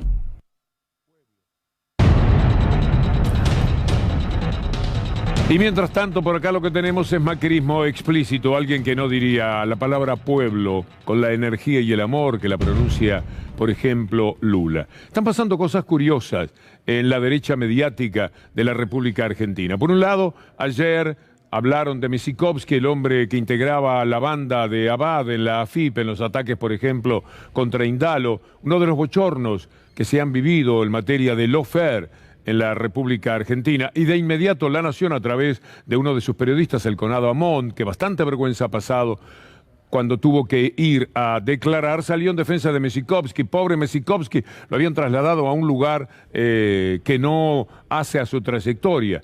Como decía el doctor Rusconi hace un rato, era noticia que Mesikovsky no ocupa el lugar que tenía antes y no todo lo que denuncia Marcó Del Pont, en tanto la directora en estos momentos de la AFIP. Una vergüenza total. Pero el Conadamón consiguió ser noticia además por otro motivo. Ustedes han visto en muchísimas ocasiones, en la columna, en programas como Sobredosis, como ciertos periodistas, algunos de ellos de La Nación Más, defendían a Macri en el tema de Lara San Juan, que no había espionaje, que no, bueno, de Lara San Juan y de todo lo demás. Nunca aceptarían que Macri espiaba. Si este es el comportamiento de La Nación Más, donde Macri ha puesto tanto, pero tanto dinero en los bolsillos de los Aguirre, posiblemente también en otros bolsillos, imagínense ustedes las posibilidades que tenía el Conadamón de estar en La Nación Más diciendo que Macri espía. Entonces se fue a TN. TN no es que le quiera dar la libertad de expresión de la que me parece no goza en La Nación Más para decir algo contra Macri al Conadamón. Lo que pasa es que Clarín está jugando para Rodríguez Larreta y Macri juega desde el diario La Nación. Allí no se podía decir lo que ahora escuchamos en TN, que es muy importante. Porque esta es la ratificación, dicho a título personal por el periodista en cuestión, de que Macri lo ha espiado. Macri lo ha espiado, como a tanta gente. Y esto se hace irrefutable. ¿Para qué van a hacer en La Nación? Van a decir, está mintiendo nuestro compañero en el otro canal. No pueden. En cambio, Clarín por un tiempo goza de esta información porque ya está claramente inclinado a que Macri ya fue. Me espiaron. Me espió el macrismo. Entonces, ¿cómo es? ¿Soy grupo de tarea y miembro del grupo de tarea o soy de los perjudicados y víctimas de ese grupo de tarea? Porque, señor, señora, a mí me espiaron. Espiaron a mis hijos. Espiaron a mi mujer. Espiaron a mis papás. Me siguieron en el auto, hay mensajes de WhatsApp. Para ser parte de un grupo de tareas, me parece que en realidad soy del otro lado, soy de los que en realidad fueron víctimas de eventuales grupos de espionaje o lo que fuere.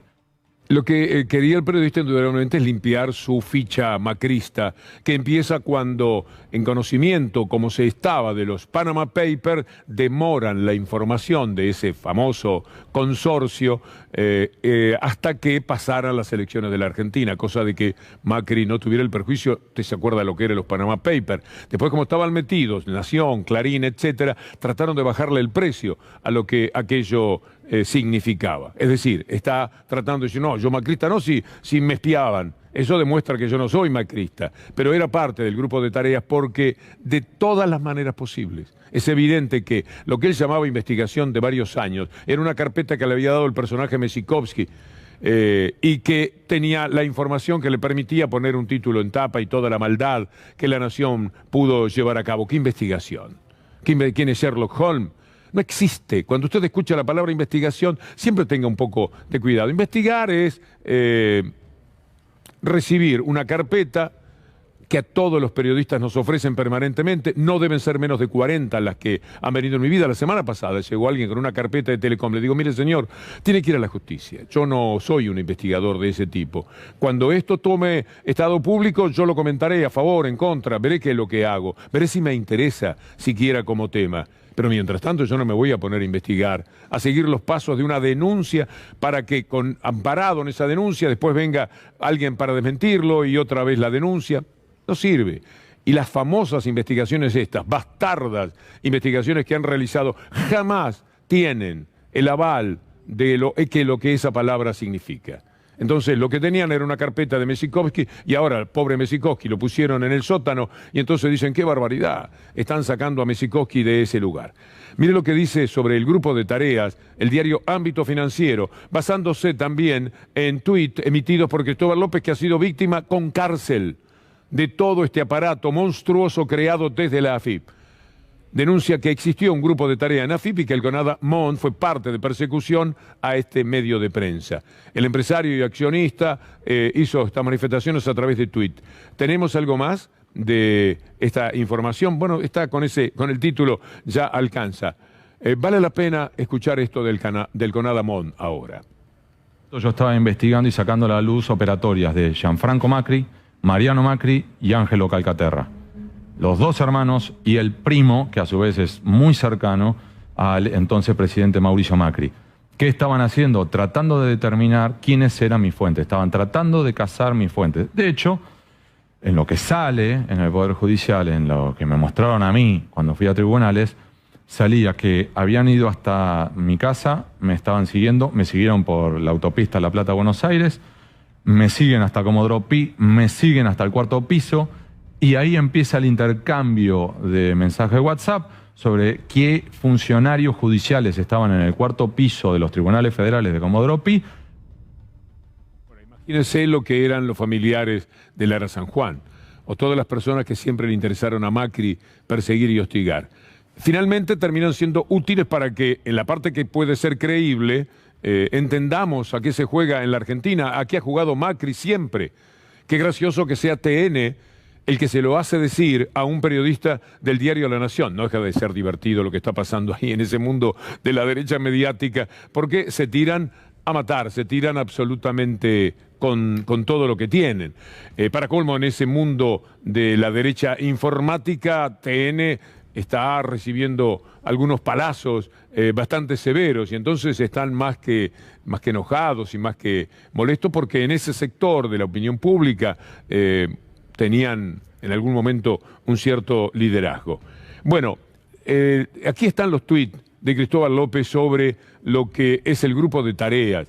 La nota de hoy del CONADA MON es la demostración más fehaciente de lo que denunciamos durante años, que en la AFIP funcionaba un grupo de tareas designado para perseguir a quienes pensaban distinto durante el gobierno de Mauricio Macri. Sigamos con rapidez, porque son 4 en total. Es tanta la desesperación porque se sepa la verdad que el CONADA tuvo que desenmascarar a su fuente, Jaime Misikovsky, quien le filtraba informes parciales y tergiversados para que el CONADA publique. Estas eran las famosas investigaciones. Operaciones que luego no pudieron defender durante el juicio. Usted ha visto más de una vez lo que fue el papel desarrollado por ese periodista cuando tuvo que ir ante la justicia. Pero cumplieron su objetivo, perseguirnos durante 4 años a través de un operativo encabezado por Alberto Abad, Carlos Bo, Néstor Sosa, Leandro Cucholo y Juan Carlos Santos, entre otros. Y finalmente, todo esto está siendo investigado por la justicia y es lo que pone tan nervioso a Alconada y sus fuentes, las famosas fuentes de la investigación. Pero no confundir, a Alconada no lo engañaron, fue parte de la persecución contra un medio de prensa y eso es lo que lo tiene tan nervioso. Y hablando de medios de prensa, fíjense ustedes las dificultades que hubiera tenido el CONADA MON para denunciar que Macri lo espiaba en este contexto que se da en La Nación Más. Mandó espiar, o él mismo los espió, mandó espiar para él, y él sabía que estaban espiando a los familiares de Lara San Juan para saber lo que pensaban los familiares. Perdón, lo que pensaban los familiares lo decían por todos los medios de comunicación. Absolutamente. Yo le hice notas a prácticamente todos los familiares de Lara San Juan y siempre les pregunté cómo se sienten, qué piensan, qué pasó, cómo fue. Así que lo que pensaban, para bien o para mal, se sabía a través de los medios de comunicación. ¿Qué te parece? Qué sé yo, pero... obviamente. No resiste la mínima interrogación. Está muy bien lo que hacen ellos, hacen su juego periodístico, pero causa gracia que el CONADA MON, de mucha más trayectoria en La Nación, tenga que ir a TN, al canal de Mañeto, para decir lo que en el canal de los Aguirre evidentemente no puede decir, la denuncia de... Ahora, con todo esto que se está manejando, posiblemente les dé un poco de vergüenza y finalmente habiliten que en algún programa Alconada Mon vaya. Pero si lo juntan con estos periodistas, podría ser muy divertido, porque ¿cómo van a desmentir que Macri es un espiador serial si se lo está denunciando un periodista importante dentro del diario La Nación? Es gracioso dentro de todo.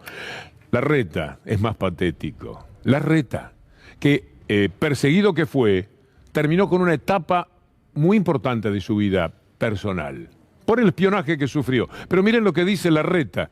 Hay que ser Larreta. Mauricio Macri no espió ni mandó espiar a nadie. Confío plenamente en él, dado que yo sé que él me espió. Tanto confío. Claramente detrás de este procesamiento hay una fuerte persecución política. Pasamos a la noticia que tiene que ver con Mesikovsky, el hombre el que sale a defender el Conada Mon, el que defiende la nación con tapas y títulos, porque un poco de lealtad tienen que tener, con el que le suministró noticias, con el que durante tantos años hicieron tanto daño y hasta mandaron a la cárcel 2 años a 2 personas por esta banda inclemente, para decir una cosa muy suave, de delincuentes, porque el comportamiento es delincuencial cuando se forma parte de algo que por intereses políticos puede provocar tanto pero tanto daño a las personas, un daño irreparable. Podrán hacer juicio, ganarlo, como seguramente tiene que suceder, todo lo que usted quiera. Y los 2 años de humillación, de prisión, porque se les antojó a estos personajes de Macri para abajo, pasando por Abad y por los periodistas que colaboraban y por los diarios, absolutamente corruptos por otra parte, que se tiene de ese lado en la Argentina. Mire lo que ocurre con Mesikovsky. El funcionario de la AFIP por el que pidió Elisa Carrió se quedará al frente de una unidad anticorrupción. Esto era en tiempos en los cuales la vida les sonreía para hacer todas las canalladas que llevaron a cabo. Bueno, canalladas. Mire lo que puede ser esta noticia. Vamos a ponerla así, como viene, hasta que podamos saber un poco más. Pero la noticia informa que adulteraron las fotografías, videos de lo que fue la aparición del Ara San Juan. Por favor, pongamos la información. Denuncian que el gobierno de Macri habría adulterado las imágenes de la aparición del Ara San Juan. Es increíble, ¿no? Con lo que tenemos podemos decir que son irregulares, por lo menos, dijo la abogada Valeria Carreras. Saben ustedes que el intento es que sean los familiares del Ara San Juan los victimarios y no el gobierno que hizo todo mal en relación a esa relación. De esto habló Felipe Piña. Se vuelven a aplicar las sospechas sobre la víctima. Claro. O sea, resulta ahora que los familiares tienen que demostrar un bill de dignidad. Es una cosa de loco, ¿no? Estamos en la locura. Yo creo que hay que ayudar a la gente a pensar que no entremos en la locura de ponernos a sospechar de los familiares, ¿no? Digamos, por favor, ponete que te moleste que a este tipo lo procesen, pero no te metas con los familiares, que son la víctima de todo esto. Sería muy interesante ver qué va a hacer Carlos Maíquez, integrante de Casación, en el tema Macri. Él fue funcionario de María Eugenia Vidal, fue ministro de Justicia de María Eugenia Vidal. Por lo tanto, la relación con Macri no tengo que explicarla. Si va a Casación el juicio de Mauricio Macri en este tema del Ara San Juan, me parece que no hay otro camino a recorrer que el de la excusación. Veremos de todas maneras qué es lo que hace este señor Maíquez. Mientras tanto, líos hay por todos lados. Macri mira estos líos, yo creo que con entusiasmo, porque si salta todo por el aire, él podría ser la prenda de unidad. Esto es lo que piensa Macri, ya sabemos la capacidad de pensar de Macri. La información dice que hay una fuerte interna en Juntos por el Cambio. Se rompió el bloque de diputados de la Unión Cívica Radical. Un tal de Loredo lo ha serruchado a Negri y le llevó 12 diputados. De Loredo es un hombre que estuvo fuertemente vinculado con ARSAT, demostrando una implacable inutilidad en aquel periodo. El comunicado en cuestión dice lo que ahora mismo compartimos con ustedes. La Renovación Radical plantea un bloque propio encabezado por Rodrigo de Loredo. ¿Qué más? Esta es la ruptura que después Tetaz dice, no hubo ninguna ruptura. No tenemos dudas de que una amplia mayoría de los radicales e incluso de los diputados recientemente electos del radicalismo han escuchado la voz y el mandato de la gente, renovarse. Debemos terminar con la distribución de cargos basada en las relaciones personales y las internas. Todo esto han hecho, qué vergüenza, ¿no? Debemos terminar con la distribución de cargos basada en las relaciones personales y las internas partidarias y ser consecuente con el pensamiento de los ciudadanos. Todo eso estuvieron traicionando en este periodo. Mire qué interesante. Bueno, confesión de parte en relevo de prueba. Escuchemos. Mira, yo pienso lo siguiente. Es ampliamente mayoritario este argumento en el radicalismo. Y en diputados también. Pero después se atraviesa las relaciones personales, las roscas, los cargos que mencionaste vos. Nosotros no estamos discutiendo ni nombres ni cargos, estamos discutiendo un argumento. Si hubiese otra expresión, también necesitamos un cambio más federal. Nosotros en Córdoba venimos bregando por eso. Y Córdoba, en nuestro caso, hicimos la elección probablemente la más importante en términos relativos del país. Y claro, ponemos al frente un representante por Córdoba que fue puesto a consideración en Córdoba y no fue priorizado por la ciudadanía de Córdoba. La expresión de Córdoba mayoritariamente escogió otros nombres, otras opciones, otro proceso de oxigenación. Me parece que después hay una mirada endogámica que atraviesa esto de juntar números.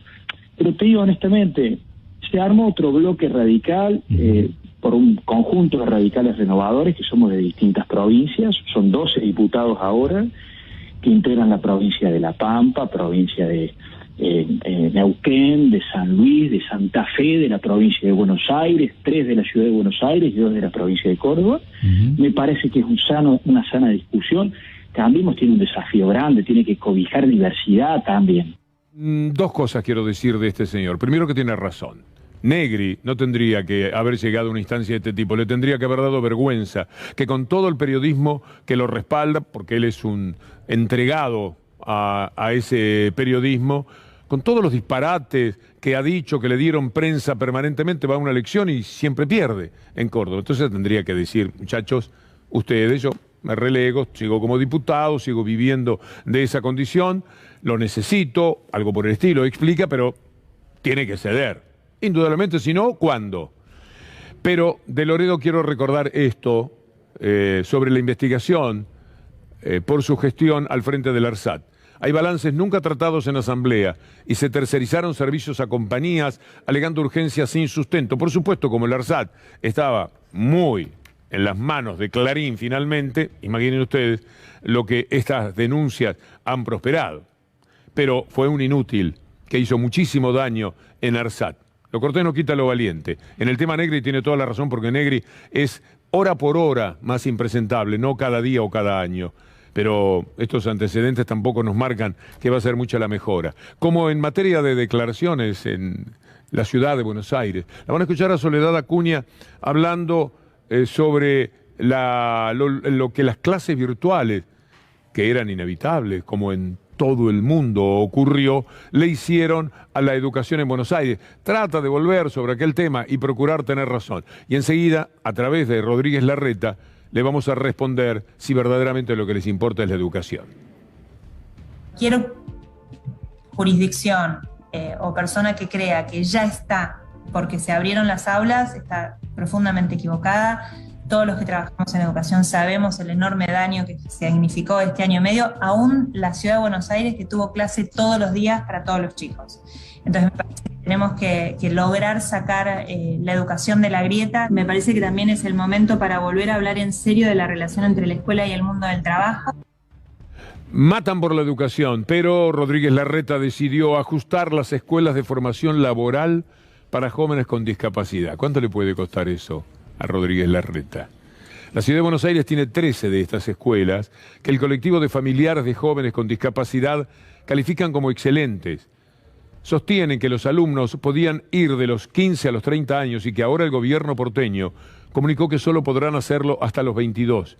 La respuesta de la administración de Larreta al tema educacional. Podemos dar 1000 ejemplos, pero desde el punto de vista de la sensibilidad, nos golpea mucho más.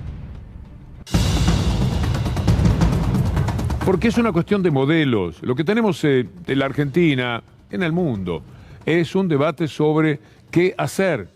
Gobiernos que incluyan, que procuren abarcar todo el espectro social, o gobiernos que se ocupen de una élite que además es la que se va a educar, porque por eso es que hacen lo que hacen con la educación. Si solo unos pocos, en términos relativos del mundo, se educan, serán esos los que tengan que ser quienes dirijan para gestionar el dominio de las élites. Lo que pasa con la democracia también a veces es muy complejo, porque han conseguido dar estos pasos gigantescos. Máximo Kirchner habla de la oposición pidiéndole un poco, por lo menos un poco de decoro. Que tenemos que debatir, que tenemos que discutir, que tenemos que ser inteligentes, que no tenemos que caer jamás, pero jamás, en las provocaciones de aquellos que se esconden atrás de operaciones mediáticas, en artículos, nada, es con la gente. La política se hace con la gente, no en los párrafos de algunos analistas de los medios de comunicación, se hace con los vecinos y con las vecinas. O de los que se esconden detrás de la cuestión mediática. Miren esta información que viene perfecta para el pedido que hacía Máximo Kirchner con respecto a que aspira a una oposición, esa parte no salió precisamente, a una oposición que sea un poco más seria. Otro foco de tensión en Cambiemos, el acuerdo con el FMI. Este es un foco de tensión, mira vos. Y el dilema de quedar como idiota útil, de esto los trata Clarín. No hay que regalarles el acuerdo, hay que forzarlos a que cierren filas o inclusive a que rompan y voten distinto entre ellos mismos, que sea incómodo para ellos, agita un diputado de Juntos por el Cambio. Lo que les importa es que prospere esta idea. Algunas buenas noticias. Mire esto de Motocorp. ¿Se acuerda de Motocorp? En el 2019 se iba, no podía seguir gestionando, sin pandemia, sin ningún otro inconveniente que no fuera la impericia, la incapacidad, la insensibilidad del gobierno neoliberal de entonces.